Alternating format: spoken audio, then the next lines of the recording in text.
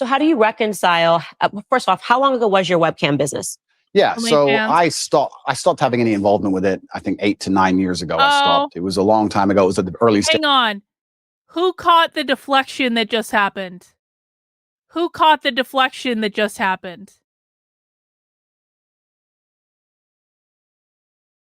What did Andrew Tate just say that was completely deflecting from the question? How long ago was your webcam business? I stopped being involved 8 or 9 years ago. Did he say the business was shut down?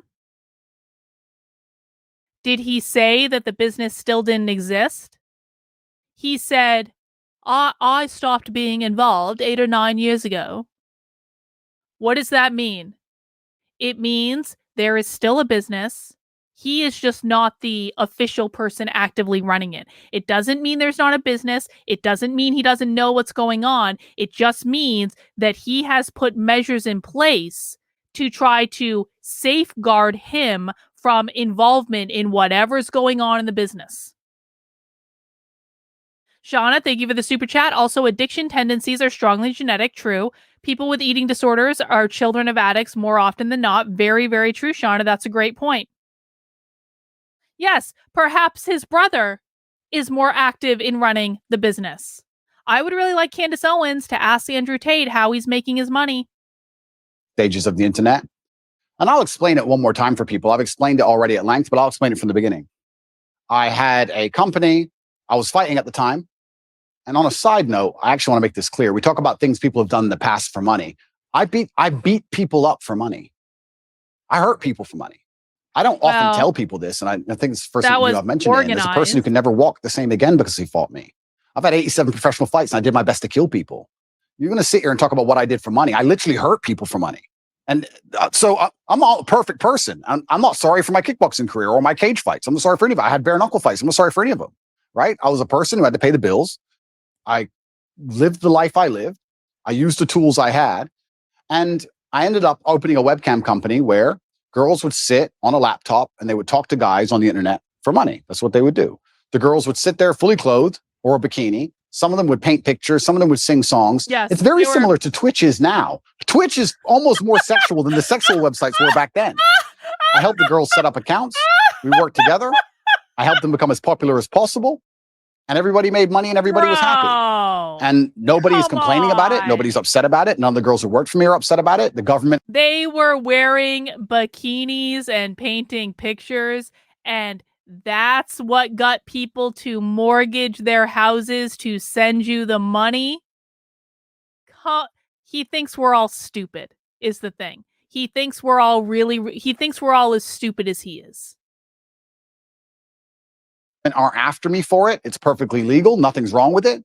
There's just a whole bunch of people who now think that they can take the moral high ground against me because I previously ran this company. And I think I can anticipate the question you're going to ask. How do I reconcile with the fact that I used to produce pornography or degree pornographic content? Now men are writing to you like, how do I? And now men are trying to escape it. Yeah.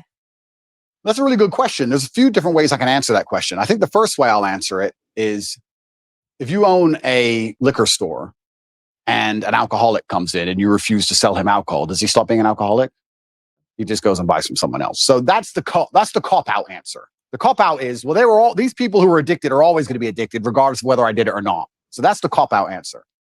But the second answer I can give, which I think is more detailed and probably more nuanced, is one, I intimately understand the relationship between men and these websites. I've had and seen men give away their life savings to girls they've never met. I've watched and I've seen it. And I actually think a lot of the insights I give, a lot of the things I tell the world about the male mental health crisis, about men being so constantly lonely, about how important it is to build yourself into a high value man, about how money alone is not enough. I explain all these things. A lot of these are lessons from the webcam days. I saw dudes who had a whole bunch of money, no other attributes, and they ended up on these websites spending hundreds of thousands of dollars because they didn't have anything else. Yes, these men who are so addicted to hardcore pornography, Andrew.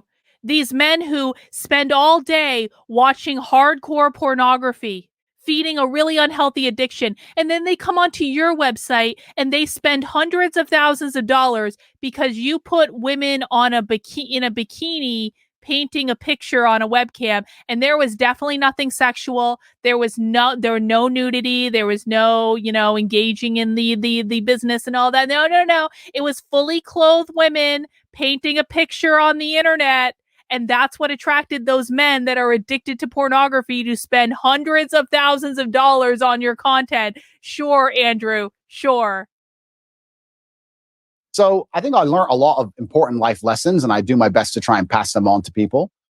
But I guess also, and this is the final answer I want to give about this whole subject, is that I do think I can take the question you're asking and reverse engineer it and use it against the people who are trying to attack me for it. My answer to it would be, how do you sit and want to criticize me for being involved in the production of pornography 10 or 11 years ago if you're involved in the consumption of it? Because you're creating a market for it. So anybody who wants to sit and say that I did things wrong, that's fine. You're allowed to throw stones. But if you're in a glass house, if you have ever signed up to an OnlyFans account, if you have Instagram, if you're following these models on Instagram who you don't know, who are showing their tits and ass all day, if you've watched porn, if you fancy or think some beautiful woman on a movie, if you're going to live in lust yourself and you're funding this entire industry, you're downstream, you're at the bottom of it. How can you then take the moral high ground on the person who's producing it? That doesn't make sense to me. So if you've totally abstained from pornography your entire life and you've never looked at it ever, and you've never been involved with it ever, and you're a perfect person and you want to come along and say what I did was wrong, that's fine. Wait, but I don't think most people are. Andrew, I thought that you weren't producing pornography. I thought that you said just like 2 minutes ago that all your OnlyFans girls were doing was painting pictures while wearing fully clothed bikinis. And now you're saying that anyone that has ever produced pornography ever should like turn a blind eye to everything that you're doing because you didn't do anything wrong because they're consuming the products that pornographers are producing. But you told us earlier, Andrew, that your girls were fully clothed painting pictures and doing dances and things like that. Fully clothed, of course. So which is it?